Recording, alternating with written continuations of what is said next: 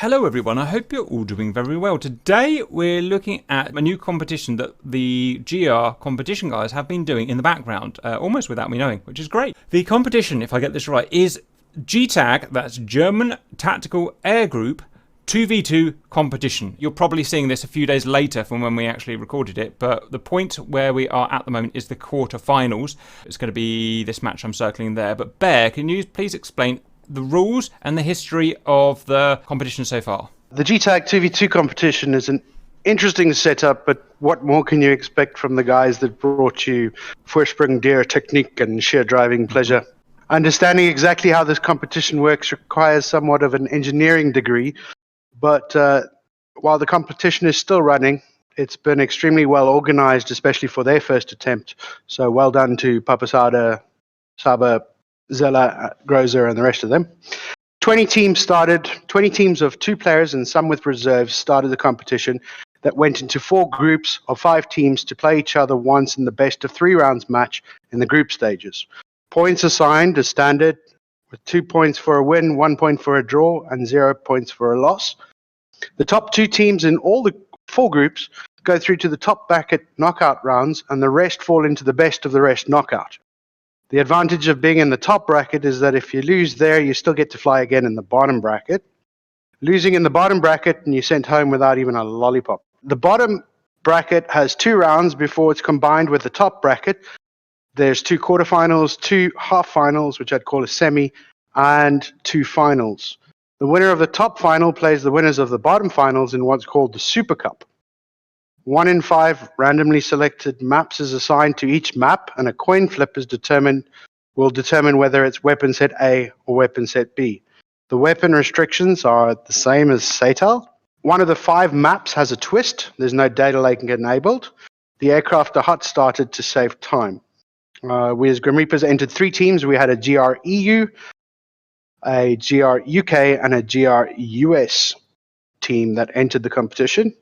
In the match that we play today, it's a nice and strong team from the Diamond SATAL team of Eclipse Task Force with pilots Breeze and Riker. We're very lucky to have them here today. Welcome, Breeze. Welcome, Riker. Hello there. Hello, boys.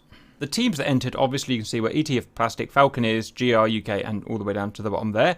Then there was the round of 16, and then on the quarterfinals. So today what we're going to be looking at, just done, is GREU, so that is Bear and Le Crep versus ETF1, who are the other 2, Breeze and Riker. Otherwise, I'm guessing the actual match itself is going to be SATAL-esque, as in you both start from a base and the last man in the air wins. How does the actual fight work? Exactly the same. Apart from the hot starts, we take off from 2 bases. There is a combat zone in the middle that's quite a large zone in the middle. If you leave the zone, you explode. If you control the zone by killing the enemy or the enemy crash, you need to RTB to win the round.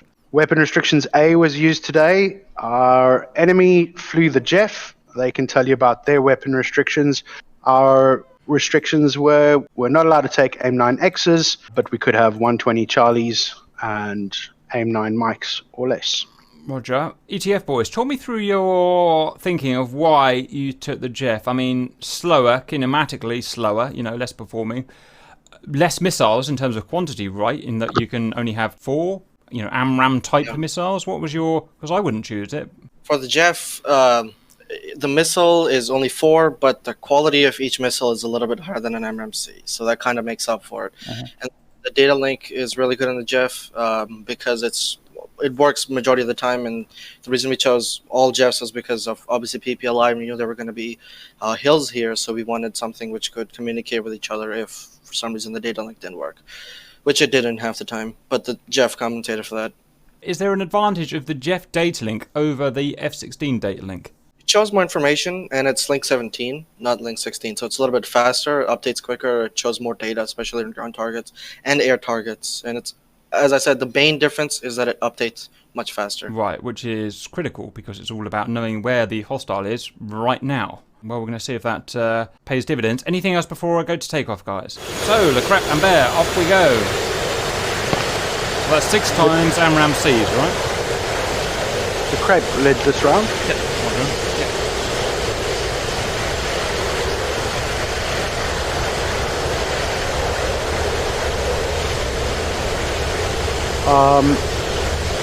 No, I took a slightly different loadout. Oh, did you? Yeah. I see a Sidewinder on you. Oh yeah, we did that. Is that just personal taste or some sort of tactique? A bit of a tactic, as well as the fact that in practices a couple of the mad dogging wasn't working the way I wanted it, so we decided to try something different. Well, yeah, I mean, I prefer the F-16 to the Jeff, but I've learnt through Iran campaign how dangerous Jeffs are, and they really are super dangerous. Oh, one's dead. One died. What happened? Riker never took off. Oh no, I was waiting on the ground. It's a part of our tactic. Oh, hello. Yes, Okay. I'm just saying. Oh, we did our skins. Ah, it's fine though. Roger. Well, we'll just imagine you've got super sexy skins on, guys. Very, very sexy. Right, okay. Wow, well, so we've got GR doing GR tactic of everyone running as fast as you can. We've got a little bit of cunning from the ETF guys, which should be interesting. Showing off their lovely Jeff. As you can see there, 4 medium range missiles and 2 heaters. Would you say they're about equivalent of an AIM-9 Mike, I'm guessing? Probably better. Yeah, a bit more range, but they're equivalent in terms of tracking. Interesting. Okay, guys. Right, we're going to fast forward because no one likes to sit doing a ferry. Bases are about 150, 160 nautical between. Let's just keep an eye on how high everyone's going. We're up at 30, Angels 33 and holding. Pretty fast. The Jeff, okay, just out of interest, study, they're 20 miles separation. So they're going for 20 miles separation, that's fine. And this is pairs. Obviously in SATOW, there's either 4s or 6s. So this is going to be very different. Tactically, did you find it massively different? You're all SATOWers. Did you find it massively different? You have way less support. I mean, if one of your wingmen dies, you're alone. So it's completely different in this way. So we've got us up at 32, 33, 900 knots, so really balls to the wall. And the Jeffs, wow, much slower, Angels 35, so a completely different technique. Recrep taking the lead for the first shot, presumably. Shame it doesn't show Mac, that would be so much more useful. He is... I don't know what he's doing actually, he's turning around. So, don't know, not seen this before. Doing some kind of S-ing for some reason. Other 2 boys coming in at just under 600 knots. 500, 600 knots, Angels 35. Boom, supersonic. Gonna get some SDs in the air. Scroll for, I can't work out what Reds are doing. They're just kind of going around in circles. All right, so we did some research on the team, and we noticed that at certain stages they tend to fire long range SD10. Which are really good at long range up high. I mean, really good. Because we can't see the things because they're smokeless, it was a preventative notch. Roger. Precautionary. Lead EDF is diving for some reason.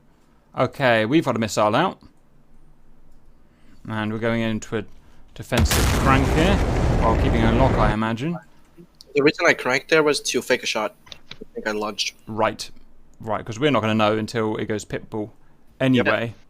Okay, fine. So, in a way, you're also forcing us to waste a missile. Yep. Okay, it's fine. He's kind of mirroring what Lecrep's doing here, because, he's cranking while shooting the missile, so Breeze is kind of mirroring that, making him think he shot his own missile. You got a huge, from the rear guy, you got a massive 50-mile shot, and another 50-mile shot from Bear, I think, probably. Now look at the difference in speed between the missiles. 2,070. Actually, there's not. It's a little bit faster. Okay, I doubt this is tracking. Doesn't appear to be tracking. And no, that's going to be dead. Breeze is. I think he's decided to go cold again. Lots of aggression from Lecrep, but again, we're only kind of 20-mile shots here, so nothing that's being fired that should really kill anyone. Cranking from Bear here. Overlap from the Blues, although it looks like Riker might be turning around. No, he's cranked and he's turning back in, possibly for a shot. Bags off. Both turning hot now, Breeze and Riker. And I noticed that position-wise, the Reds are more aggressive. We're nearer bullseye. I wonder if this thing is still tracking Bear out. No, it's not. Or maybe it is. unsure. No, it's hopelessly slow now anyway. Le Crêpe is pushing at 8,000, Breeze 12,000. So we're getting into the area now where we might start seeing some more closer up action. Who's going to fire at who? It's burning up. Bags still on. Crank from Breeze here. I fear the I was not the SD10. fuel guys is there. That's true. I fear the SD10 and the Jeff more than I do a Tomcat at the moment. Oh, nowadays, yeah. Jeff, that's a worse combination to fight against in a Viper. Kind of the point of the long shot there to begin with my separation. So, because they were cranking in the initial, like Bear was saying, they studied to help me take long shots. So my separation was to ensure that when I shoot, that's past the cranking period that they would normally do. Roger. Right. So lots of tactical we did a double cranking. Double crank. Yeah, that happened as well in the second round as well. That's a fast SC10 coming for the Crêpe, but he's terrain blocked it, which is great. Bear is aggressive on Breeze. Now I think the Jets have had to be a bit more conservative with their missiles because obviously they have 2 less. We could be a bit more flamboyant with our missiles, but we're getting dangerously close now at 6 miles, and that is a possible kill shot 7 miles on Bear with a very powerful, very fast missile. So Bear's going to react, and oh my god, and another one! Look at that, 2 and a snapshot, which is probably going to be a kill shot because that's close. An NSD-10 missed. You got notched it. Nice. Bear defeated his, but what's happening with this little shot? What the hell's that? Don't know what happened there. Anyway, all have dodged it. Great fighting there. Some good 6 mile, 5 mile kill shots, and everyone evaded theirs, which is super good. Now we're in a really dangerous territory now. Now that fast update rate of the Link 17 is really going to pay dividends in here because these guys can't see each other. They're relying on their screens to see each other. Right, I think we're going to have to go in close now. I need to see the overview. I'm not really sure. They're the other side of that hill, basically. Who's going to pop up first? Great cover from this guy back here. On. I don't know what to watch. I've got to see if this missile hits. And I think it's going to. I can see it. Dodge. Superb. Oh no, it wasn't on him. No! Missed. Oh, and a really close shot. 2 mile shot. And I don't think he can dodge that. Ah, yes! And now it's 2 on 1. Probably a kill. No, it's missed. Here is where I make my blunder. I went to dogfight mode, and when you go to dogfight mode in the Jeff, it switches to your PL5. When I shot Bear, I thought I shot an SD10 at him. So then, if I actually did, it would have been a 2-shot there. Right. But I shot a PL5 at him instead. Well, I'm glad you did it. What can I say? Thank you very much. Great guys. Really, I've never really watched a kind of proper 2v2 match before. I mean, from the first look at that, I would say it's much more aggressive than Seitel 4x4 6v6, where you tend to have this massive standoff, which he kind of did there, but it tends to last longer. And then, as a last resort, people start pushing in. That was a little bit of standoff, maybe, I don't know, 4 or 5 missiles. And then guys got Le Crêpe, and I think it was Breeze, but I'm not sure, got super aggressive. And that was great fun to watch. And I guess it was really, I don't know, a mixture of, at that point, SA, to know where the hostiles were, to pop over the right mountain in time. What is it like from your guys' view? Le Crêpe and I had really good idea and a good indication of where the enemy were the whole time. The AWACS turn, so sometimes we do lose data link. But excellent communication between Le Crêpe and myself, calling the targets that we want. So that went well. I'm surprised that you guys had issues seeing us. Yeah, for some reason for us, very rarely did we actually see you on the data link, and I had to resort to going to dogfight mode to pick you up in the end there, which is where I mess up with the PL5 shot. Because for us, with our Seitel Diamond matches, we're normally flying in flat terrain, because like teams like Tor and 64th, they always pick the flat maps and they veto the hilly ones. So all our practice, when we're practicing for our Diamond League games, we're never doing terrain, so it really caught us off guard, and it's something we need to train on now, because it's recognised as a weakness. So it's loss of AWACS, just luck of the draw then? Very much so. The reason in Diamond League teams prefer more flat maps is because if there's hills, it's very easy to let somebody just sneak up on you from the hill. In 6v6, you can't keep an eye on everybody, right? So they just prefer flat land where nobody can do anything, and they're right there and we're right here.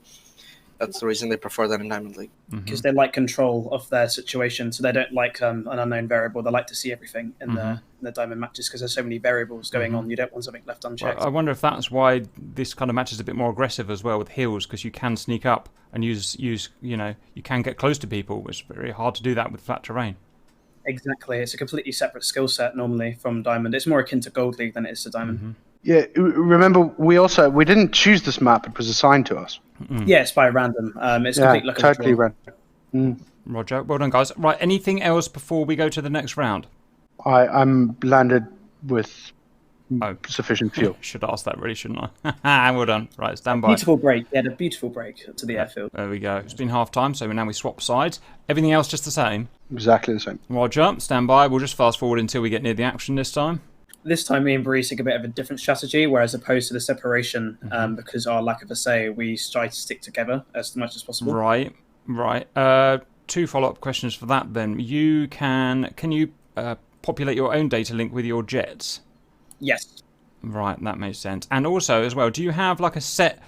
I mean, it's probably the same for our guys, but do you have a set list of tactics? Like, I want to do tactic C today, or I want to do tactic D today? Yeah, exactly. Yeah. All different on the different competitions and the different scenarios and whatnot, yeah. We work a little bit different. We do have several different strategies, but we try and adapt to what we see in front of us at the time. Angels 32, and for some reason the Jeffs go much slower. I mean, I clocked Le Crep at 900 knots. I can't seem to clock these guys past 600. I know they're slower jets, but I thought they wouldn't be that... That's top speed for them. Yeah, Wow. the Jeff suffers some Hornet syndrome where it struggles to get above Mach 1 in the climb. You can barely get max 1.01 up here. Yeah. Mach 1.01 is like a gem when you're in a Jeff. Like, oh my god, I managed to breach the sound barrier. I was unaware of that. That's interesting. Okay, well, we don't have as much problem. Is there an advantage to getting to bullseye area to quicker guys, or is it just doesn't really matter? Well, if they don't like the hills, then yes. Roger, fair play. So we are trying to get hills because we like hills, and I mean that showed in Gold Satel too. So we are trying to push it a little deep because the hills are greater on their side of the combat zone. Roger, guys. Another good thing I just thought of is we've got HMD where they don't have HMD. That's going to favour dogfighting, right, for us. Exactly, and more hilly to environment, more like rough environment, it's harder to spot things, so HMD comes in real handy. Yep. Okay, well, we're going to get there slightly before. Around Angels 32 we saw, yep, still the same.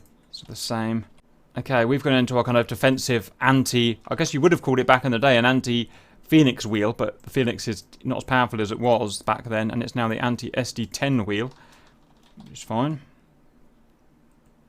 Right, we've got a shot. Let's just analyse that. 30-mile shot on our boys who are up at Angels 32, which is completely killable in one of these aircraft, and into something defensive.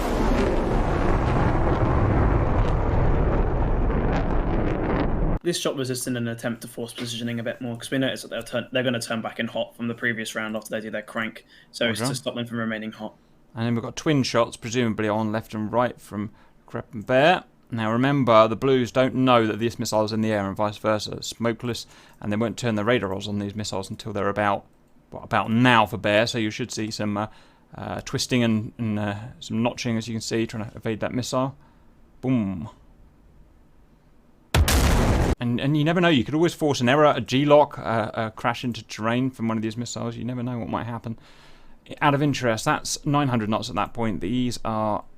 they are slower, but it's not night and day, so there have been some changes.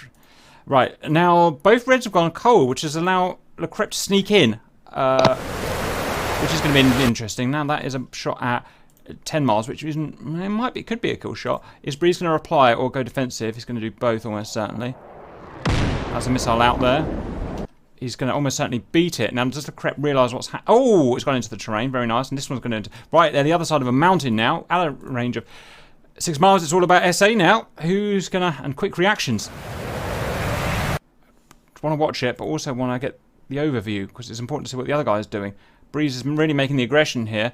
Is Bear going to pop him when he comes over that mountain is the question. Oh, he's fired at Bear at 7 miles away. These are all. Bear, I don't think he's seen it coming because he hasn't been focused on this guy. These two emerged here. Can Bear notch a very fast 2,000 knot on missile? He might. I think he has. It's a dogfight. Now ETF is going to want to call his buddy in right now. Oh, great shot! Look at that. It looked like a hob. That one. That bent. Didn't it bend? That could be a nice. I made a mistake on this one. I was stuck in aim 9 and I wanted to shoot a 120. Roger. So by the time I changed mode and. Roger. Well. No, it's, thank you very much, Lecrape. I'll handle 2 of them, sure. Thank you. Nice. I'm believing you. PWS and NAV off. Right. Everything's in kill range here. It's whoever's going to have the terrain, and the ETF have got it first out, and I can't see this going very well, if I'm honest. It's a superior missile fired first. I know where they are. Yeah. A big mistake here. I actually ran out of chaff because of some reason I brought less chaff, so I tried to notch it. But then I'm unsuccessful. Quite low enough, I don't think. Oh, and it's one-on-one. This is catching him up, though. That's a fast missile. This radar warning missile warning just didn't want to go away. No, it didn't. There's a good reason for that. Oh, almost set the fuse off. Luck of the gods there. Right, very nice. And now it's a one-on-one. But stay in this view or F5. Roger. Whatever the.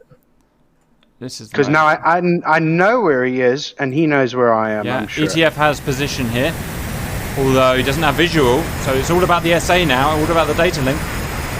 How good that data link is, we can even see it if we zoomed in close enough there, which I probably shouldn't do. Right, where is Bear? Where is Bear? Head on and emerge. Anyone's game now, 50-50. They've both seen each other. 1,000 foot apart. We had a slight error there from ETF, but that's a missile, and that's not been dodged. Oh, what did you see that? You couldn't write that script. You couldn't script that. Amazing. Right. And right now we are screaming in our cockpits. Oh, gutted, boys. Except I did say to Lecrape that I have 200 pounds of fuel left. Which wasn't true. I had about 5,000. Under normal circumstances, Breeze would have won that fight any day of the week. Roger. I had the luck on my side, that's for sure. Absolutely, guys. That's why I always say when you go into a dogfight, it's 50-50, because the best player can just, lose sight behind a tree or it's so easy to cock up during a dogfight. Really good fights, guys, and nice and aggressive. There's not hardly any. Well, there's some initial posturing and poncing, as you always get in any missile fight, but then there's just straight smack into each other. 5-mile missiles, which is great. I actually thought we're going to lose there, so that's it. 2-0. So we're out of this now. That's the cool thing about 2v2 though. There's a lot less faff, so it just gets done very quickly. Yeah, done straight into that. Okay, guys. Stupid mistake of not bringing enough chaff by accident when I clicked the rearm menu, and I left out with a really silly situation there, and I got slapped in the face with an AMRAAM, left Breeze by himself, which is really bad of me. I shouldn't have done that. I learned that the AIM-9M is quite a fun tool. 2 of my 3 kills were with it. Wow. It just shows how empowered. Because I always say, don't bother taking Sidewinders, because you'll never use them, and then you win the game with them. Isn't that funny? It turns out, I think Bree said to me last night, when was it, that you don't take flares? No, we don't. We don't take flares. Had I known that, I would have only taken Sidewinders. Yeah. It was a great fight. I mean, you guys wanted a friendly rematch, and we're happy to do that with you guys on flat ground. I mean, the rivalry is amazing, though. But it's a friendly rivalry, isn't it? Exactly. You guys love me. I love you. Everyone loves Bear. Everyone. Bear does a great job of the King of the Hill squishy stuff. He does a very good job of that. It's interesting because in the pool matches, Lecrape and I didn't do very well, and to be honest, I actually didn't really have the time to do this competition, but I wanted Lecrape to get some experience competitive flying. So it was like, okay, we'll do it type thing, and then it became enjoyable and tremendously enjoyed it. But in the beginning, we were flying asymmetrical aircraft. Lecrape was in the 18 and I was in the 16. and we literally scraped through the group rounds with 1 point, and I think I made 1 kill in 4 matches. Come the knockout stages, and something changed. They think that I've got these performance enhancing pills, because Oh yeah, that was pretty from common. one kill in the group stages to now, I think I'm on 9 kills in 4 matches.